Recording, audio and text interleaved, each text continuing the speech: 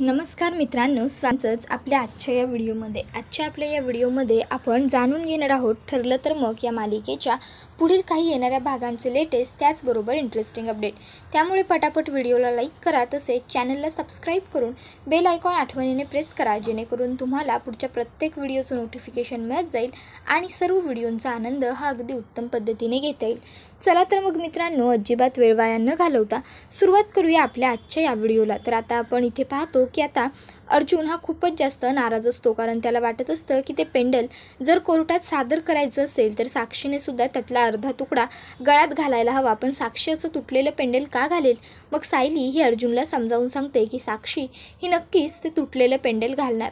त्याबरोबर आता सायली ही अर्जुनला सांगते 16 जुलै उद्या आहे, उद्या साक्षीच्या आईची पुण्यतिथी आहे, मग आपण त्या संधीचा फायदा करून घ्यायचा। अर्जुन विचारतो कसा काय, त्यावर सायली ही अर्जुनला सांगत असते की हे बघा, प्रत्येक मुलीचा आपल्या आईबरोबर काहीतरी खास आणि वेगळा बॉन्ड हा असतोच, तसाच साक्षीचा सुद्धा तिच्या आईबरोबर असेल आणि प्रत्येक मुलाला असं वाटतं की आपल्या आईने आपल्या पाठीशी खंबीरपणे ठामपणे ढालीप्रमाणे उभं राहावं। साक्षीला सुद्धा तसं वाटत असणार, त्यामुळे आता जेव्हा ती संकटात आहे त्यावेळेस जर तिला तिच्या आईची आठवण करून दिली तर नक्कीच ती तिच्या आईची कुठली ना कुठली एक आठवण तिच्या जवळ ठेवण्याचा प्रयत्न करेल। आणि ती लहानपणापासून तिच्या आईबरोबर राहिलेलीच नाही आहे, वडिलांबरोबर राहिली, याचा अर्थ नक्कीच तिच्याकडे तिच्या आईच्या फार कोणत्याही वस्तू नसतील।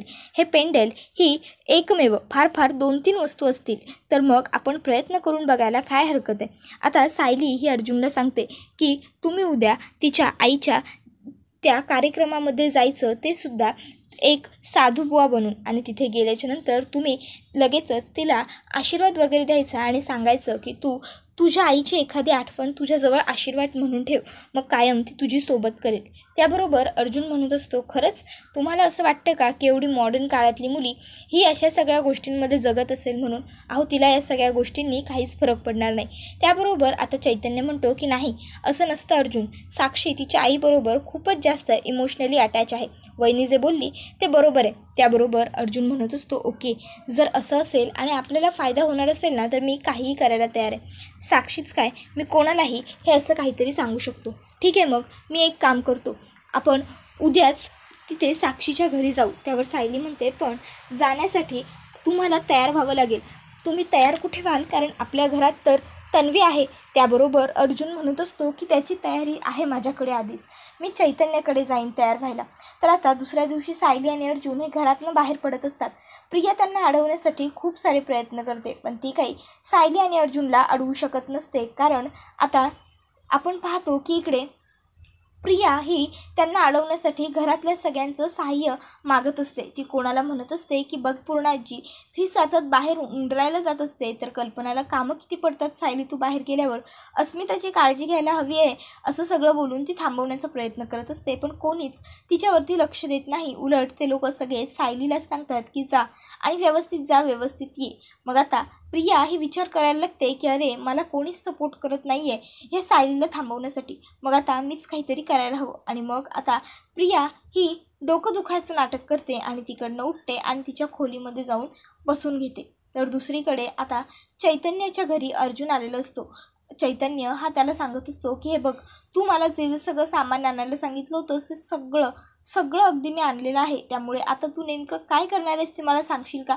त्यावर अर्जुन म्हणत असतो की आता ते तुला सांगायची नाही, तर तू आम्हाला दाखवायचीच गरज आहे। मग आता अर्जुन हा छानपैकी केस, दाढी, कपडे वगैरे घालून तयार होऊन आलेला असतो। अर्जुन इतका छान दिसत असतो की तो ॲडव्होकेट अर्जुन सुभेदार आहे हे समोरच्याला ओळखता सुद्धा येणार नसतं, किंबहुना आम्हाला सुद्धा ओळखता आलेलं नसतं, पण जर अर्जुनला आम्ही पहिलंच पाहिलं आहे त्यामुळे आम्हाला अर्जुनचा चेहरा व्यवस्थित माहिती आहे। तर आता आपण पुढे पाहतो की अर्जुन हा आता लगेचच चैतन्य सायलीला घेऊन महिपतच्या घरापर्यंत आलेला असतो। आता अर्जुन हा म्हणत असतो की आधी लगीन कोंढाण्याचं, मग आपल्या रायबाचं, म्हणजेच आता अर्जुन हा म्हणत असतो की आधी आपण या प्रिया साक्षीला लटकवू आणि त्यानंतर जी तन्वी आहे तिलासुद्धा अडकवू। तन्वीनेच ह्या सगळ्यात खोटी साक्षी दिली आहे हे विसरता कामा नये आपण। त्याबरोबर सायली म्हणत असते की हो, सगळं अगदी तुम्ही म्हणताय तसंच होईल तुमच्या मनाप्रमाणे, पण त्यासाठी अगोदर तुम्हाला गाडीच्या खाली उतरावं लागेल आणि प्रयत्न सुरू करावे लागतील. ज्यावेळेस तुम्ही गाडीच्या खाली उतराल फक्त त्याच वेळेस तुम्ही काहीतरी करू शकाल. त्याबरोबर आता अर्जुन हा लगेचच गाडीच्या खाली उतरलेला असतो. तर दुसरीकडे आता प्रियाला काहीच सापडलेलं नसतं सायली आणि अर्जुनच्या विरोधात, त्यामुळे ती महिपतशी काही बोलत नाही. ती आता येते आणि बरोबर मागे पूजेसाठी बसलेली असते. पूजा ही सुरू झालेली असते. आता खरं तर या कालंदीसाठी पूजापाठ करणे हे काही साक्षीला आणि महिपतला पटत नसतं, पण कितीही झालं तरी ती साक्षीची आई आहे, त्यामुळे महिपतला नाही बोलता येत नसतं. इतक्यात त्या ठिकाणी आता अर्जुन आलेला असतो. आहे का कोणी घरात, आहे का कोणी घरात असं म्हटल्याबरोबर लगेच तो आता म्हणत असतो की 1 मिनटं हा, आणि मग तो सांगायला लागतो की साहेब मॅडम अहो बघा तरी तुम्हाला भेटायला कोण आलं आहे. आता गुरुजी हे आलेले असतानाही परत हा बुवा कोण आला हा प्रश्न लगेचच या दोघांनाही पडतो. मग आता लगेच साक्षी ही त्याला विचारायला लागते की तुम्ही कोण आहात आणि तुम्ही इथे कशाला आलाय. त्याबरोबर अर्जुन म्हणत असतो की आधी मला आत तरी घ्या. त्याबरोबर लगेचच साक्षी म्हणते की या आत या आणि आता सांगा तुम्ही कशाला आला इथे. त्यावर तो म्हणत असतो की काय आहे ना, मी रस्त्याने चाललो होतो, चालता चालता तुमच्या घराचा आवाज ऐकू आला, म्हणून मग म्हटलं की जरा मोकळी खात हवा बसून घ्यावं, म्हणून मी इथे बसलो. आणि मग तुमच्या मुलांचं सतत चार्जिंगला मोबाईल लावणं सतत ते सगळं पाहिलं आणि म्हणून मी पुढे आलो. आता खरं तर अर्जुनने उगाच मुद्दामून काहीतरी चार्जिंग वगैरेचं बहाणा दिलेला असतो. मग आता तो म्हणतो मी इथे थोडा वेळ बसलो या कार्यक्रमात, तर चालेल का, मला कीर्तन ऐकायला खूप आवडतं. त्याबरोबर ते म्हणतात की हो बसा ना. मग आता लगेचच अर्जुन हा तिथे बसून घेतो. अर्जुन आता समोर बघतो तर काय, त्याच्यासमोर प्रिया खाली बसलेली असते. अर्जुन ताबडतोब प्रियाचा एक व्हिडिओ काढतो, फोटो काढतो आणि तो स्वतःच्या मोबाईल गॅलरीमध्ये सेव्ह ठेवतो, जेणेकरून तो कधीच डिलीट होऊ नये. तर आता इथे अर्जुन हा त्याच्यावरती जे काम सोपवलेलं असतं ते काम पूर्ण करण्याच्या तयारीत असतो, कारण आता जी काही घटना अर्जुनने ठरवली आहे ती करण्यासाठी पूजा आधी पूर्ण व्हावी लागणार असते. आणि पूजा पूर्ण झाल्यावरती अर्जुन आता म्हणत असतो की मला तुम्हाला काहीतरी सांगायचं आहे. त्यावर साक्षी म्हणते की हो बोला ना. त्यावर अर्जुन म्हणतो फक्त तुम्हाला, इतर कोणतीही व्यक्ती मला चालणार नाही. त्याबरोबर लगेचच साक्षी ही त्याला म्हणते की हो आता तुम्ही बोला. मग तो म्हणायला लागतो की हे बघा, पहिलं तर तुमच्या आईची आणि तुमची कधी भेट झाली आहे का. त्यावरती नकार देते. त्यावर तो लगेचच म्हणतो की मग जर भेट नाही, गाठ नाही, काही नाही, तर मग तुमची ताई तुम्हाला कशी काय भेटणार. जर तुम्हाला तिला शोधायचं असेल तर तुम्हाला एक काम करावं लागेल, आणि ते म्हणजे की तुमच्या आईचं जर एखादं काही जुनं लॉकेट वगैरे असेल किंवा कोणतीही जुनी आठवण असेल तर ती तुमच्या जवळ घ्या, कारण आईची आठवण ही खरोखर खूप महत्त्वाची आणि गरजेची असते. तुमच्या आईमुळे तुम्हाला नेहमीच चांगल्या गोष्टी आठवणीत राहतील, स्मरणात राहतील. म्हणून मग तुम्ही एक काम करा, तुमच्या आईच्या ज्या काही जुन्या आठवणी वगैरे असतील त्या जरा स्वतःजवळ ठेवा. त्याच्यामुळे तुम्हाला पॉझिटिव्हिटी वाटेल. तुमच्या आईचा आशीर्वादच तुमच्या डोक्यावरती आहे असा जणू काही एक चांगला भास तुम्हाला होईल. आणि जर असं झालं ना तर बघा, खरोखर तुमची आई तुमच्याबरोबर असेल आणि मग ती तुम्हाला कोणत्याही संकटात सापडू देणार नाही. शेवटी आई ही आई असते, ती आपल्या मुलांना कधीच कुठल्याही संकटात सापडता येणार नाही याची पुरेपूर काळजी घेते. तुमच्याही आईला तुमची काळजी असेलच की.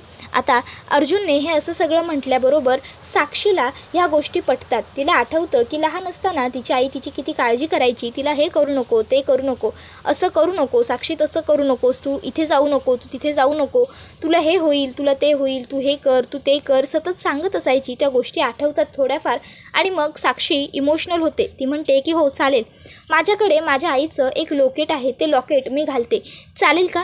त्याबरोबर ते पेंडेल ती घालणार असते.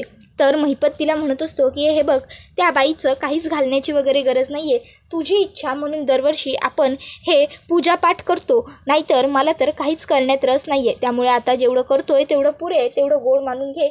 उगाचच्या उगाच तिचं काही तुझ्या गळ्याबिळ्यात घालायची गरज नाही आहे. साक्षी म्हणत असते अण्णा असं काय करताय, काहीही झालं तरी ती माझी आई आहे आणि आता सध्या मला आईच्या आशीर्वादाची खूप गरज आहे. एवढे दिवस माझ्या लक्षात ही गोष्ट आली नव्हती. तुम्ही 1 मिनटं थांबा. मग लगेचच आता ती ते लॉकेट घेऊन येते आणि म्हणते महाराज अहो पण हे लॉकेट तर तुटलं आहे. त्याबरोबर अर्जुन तिला म्हणतो बघू, आणि मग तो ते लॉकेट घेतो आणि त्याच्यावरती हळदी कुंकू वाहत म्हणतो की हे बघ, मी आता याच्यावरती हळद कुंकू वाहिलेलं आहे. आता हे लॉकेट जरी तुटलं असलं तरीसुद्धा ह्याची शक्ती अफाट आहे, त्यामुळे हे लॉकेट आता तू गळ्यामध्ये घाल. मग बघ तुला स्वतःला तुझ्या आईची ताकद जाणवते की नाही, तुला असं वाटतं की नाही की तुझी आई तुझ्याबरोबर आहे. एकदा का आई तुझी तुझ्यासोबत असेल ना तर तू कोणत्याच संकटात सापडणार नाही. आता खरं तर अर्जुन हे वाक्य 5-6 वेळा मुद्दामून बोलतो, जेणेकरून हे वाक्य साक्षीच्या मनावरती बिंबलं जावं आणि ती लॉकेट कधीही गळ्यातून न काढावं. त्यानंतर आता अर्जुन हा चैतन्याला सांगतो की मी माझं काम चोख केलेलं आहे, आता तू कोर्टाची तारीख मागून घे. चैतन्याने तारीख मागून घेतलेली असते. कोर्टात येताना सुद्धा आता साक्षीने गळ्यामध्ये ते पेंडेल घातलेलं असतं.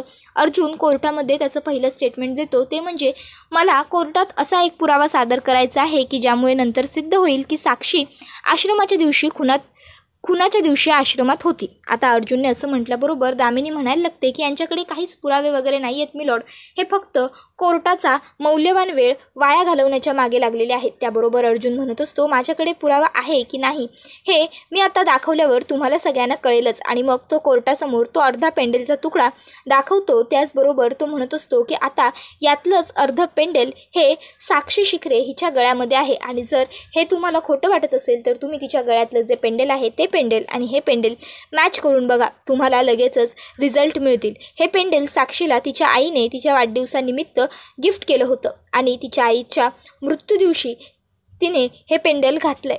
आता तुम्ही पुढे जी काही कारवाई कराल मिलॉर्ड ती मला मंजूर असेल. त्याबरोबर आता साक्षीला बोलावलं जातं. साक्षी कडघरात येऊन उभी राहते. अर्जुन हा आता तिला विचारतो की तुम्ही तुमच्या गळ्यातलं पेंडेल काढून जरा मला देऊ शकता का. साक्षी म्हणत असते की ही माझ्या आईची आठवण आहे, ही मी तुम्हालाच काय इतर कोणालाही देऊ शकत नाही, त्यामुळे I am really very sorry. मी तुम्हाला बाकीच्या सगळ्या गोष्टीत कोऑपरेट करेन, पण हे पेंडेल द्याल असं म्हटलात तर मात्र मी तुम्हाला कोऑपरेट नाही करू शकणार, कारण हे माझ्या आईची आठवण आहे, त्यामुळे प्लीज. त्यावर अर्जुन म्हणत असतो यू डोंट वरी, तुमच्या आईच्या आठवणीला अजिबात धक्का लागणार नाही याची आम्ही पुरेपूर काळजी घेऊ, पण तरीसुद्धा कोर्टासमोर हे पेंडेल दाखवावं लागेल. आणि मग अर्जुन हा साक्षीकडून बळजबरीने तिच्या गळ्यातलं जे पेंडेल असतं ते घेतो आणि कोर्टासमोर तिथे हजर करत म्हणतो की हे बघा, हे तेच पेंडेल आहे मी लॉर्ड जे साक्षीच्या गळ्यात अर्ध होतं. मग जर साक्षीच्या गळ्यात हे पेंडेल अर्ध होतं तर अर्ध पेंडेल आश्रमात कसं काय गेलं. त्याबरोबर दामिनी म्हणत असते की कधीतरी चुकून पडलं असेल तुटून. त्याबरोबर लगेचच अर्जुन म्हणतो जर कधीतरी चुकून पडलं असतं तर ते इतक्या दिवसांमध्ये कोणाला तरी नक्की सापडलं असतं, पण ते पेंडेल सापडलं नाही, कारण ज्या दिवशी विलासचा खून झाला त्याच रात्री पोलीस त्या ठिकाणी गेले आणि पोलिसांनी तो संपूर्ण एरिया सील करून घेतला होता. आणि एरिया सील केल्याच्या नंतर तिथे काहीच करता आलं नाही, झाडझटकही करता आली नाही, आणि त्यामुळे ते पेंडेल कायम तिथेच धूळ खात पडलं. आणि ज्यावेळेस आम्ही शोधाशोध करायला गेलो त्यावेळेस ते आम्हाला तिथे सापडलं.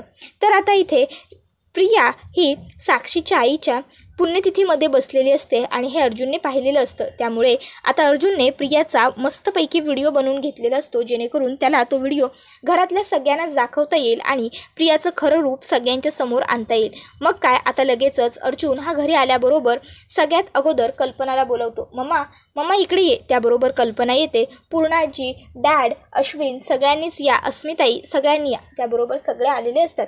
अर्जुन म्हणतो 1 मिनटं, उत्सव मूर्ती कुठे आहे. अश्विन तुझ्या बायकोला तन्वीला सुद्धा बोलव. अश्विन तन्वीला बोलवतो. त्याबरोबर आता लगेचच इकडे अर्जुन म्हणत असतो की तुझ्या बायकोला विचार ना अश्विन, आज दिवसभर ती कुठे होती. अश्विन आणि घरातले सगळे सदस्य अर्जुनला म्हणतात अर्जुन तुला जे बोलायचं आहे ते तू स्पष्ट बोल, उगाच आडेवेडे घेऊ नकोस. मग अर्जुन म्हणतो ठीक आहे, मी जरा स्पष्टच बोलतो. आणि मग तो सांगायला सुरुवात करतो की आज साक्षीच्या घरी तिच्या आईची पुण्यतिथी होती आणि तुमची लाडकी धाकटी सून तिच्या घरी तिच्या आईच्या पुण्यतिथीच्या कार्यक्रमाला गेली होती. आणि हे जर तुम्हाला मी सांगितलेलं खोटं वाटत असेल तर तुम्ही स्वतः खात्री करून घेऊ शकता, तुमच्या लाडक्या सुनेला विचारू शकता. बरोबर ना तन्वी, गेली होतीस ना तू आज तिकडे, गेली होतीस ना तू साक्षी शिखरे हिच्या आईच्या पुण्यतिथीच्या कार्यक्रमाला, बोल ना, गेली होतीस ना तू. आता मात्र प्रिया काहीच बोलत नसते, कारण अर्जुन जे काही बोलतोय ते सगळं काही खरं असतं.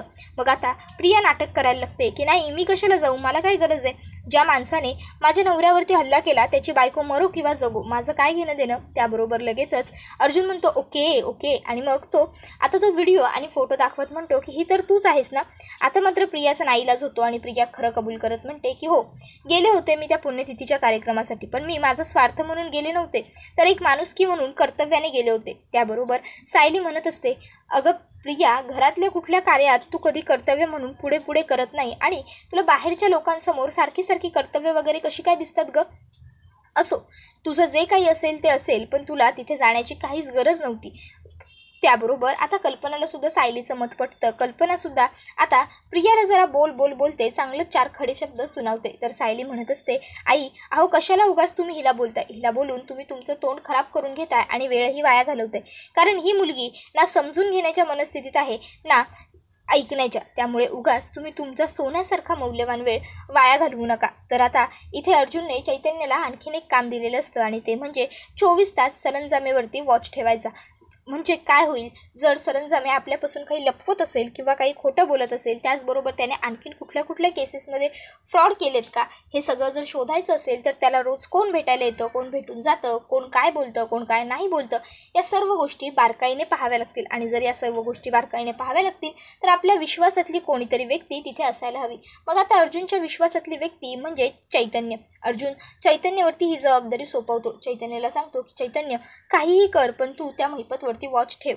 चैतन्य म्हणतो, यू डोंट वरी अर्जुन, आता तू माझ्यावरती कामगिरी सोपवली आहेस ना, मग आता तू बघ, अगदी निश्चिंत होऊन तू जा. मी आहे, मी सगळं काही व्यवस्थित मॅनेज करेन, मी आहे ना.